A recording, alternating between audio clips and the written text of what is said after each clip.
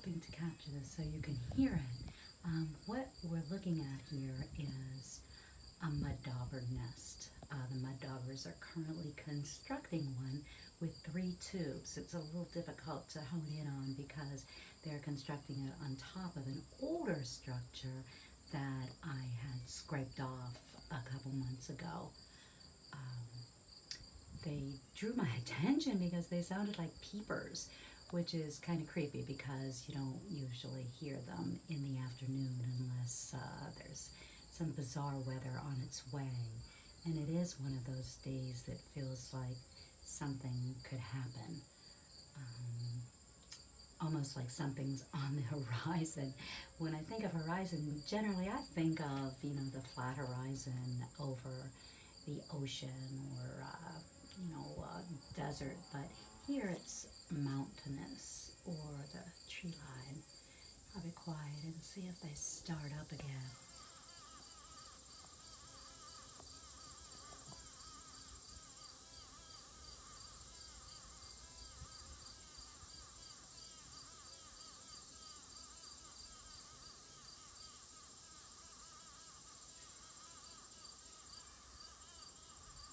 Crazy stuff. They did it right on cue.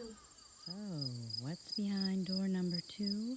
Something quite dreadful, as a matter of fact, which I feel very guilty and ashamed about, and it is ongoing.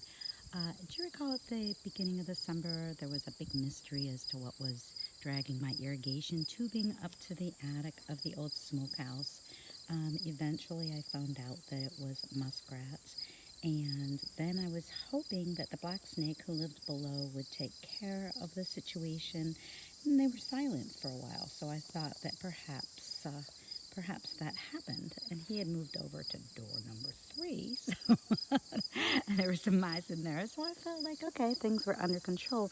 Well, things got noisy again and started to get just messy in the smokehouse. Sticks dragged around, and just different things out of order.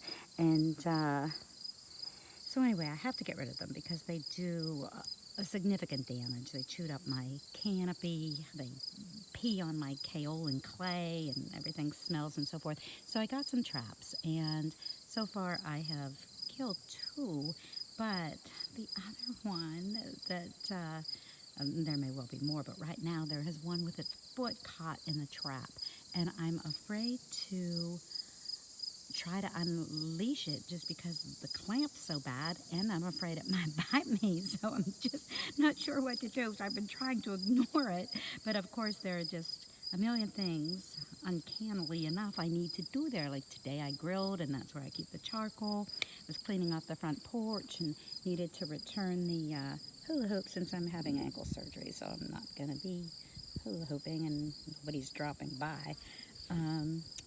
And that's where I keep the inner tube, so I'm just about to head down to the river. Alas. Alright, just about to launch this baby. It's just too hot for anything but the river today. This is one of the cleanest rivers in the United States. I am so blessed to live here. The drive here is gorgeous. It's an unpaved road, just like a trail through the woods, almost like just a trail through your mind, walking through the wardrobe door for Narnia, only better. I wish you could smell it here. It reminds me so much of the creek I grew up along. I spent countless hours there every season, catching tadpoles, bullfrogs, riding styrofoam rafts even through ice floes in the winter. It was a creek that ran through a hollow between 2 mountains, actually the same mountain range, only a few hundred miles to the north.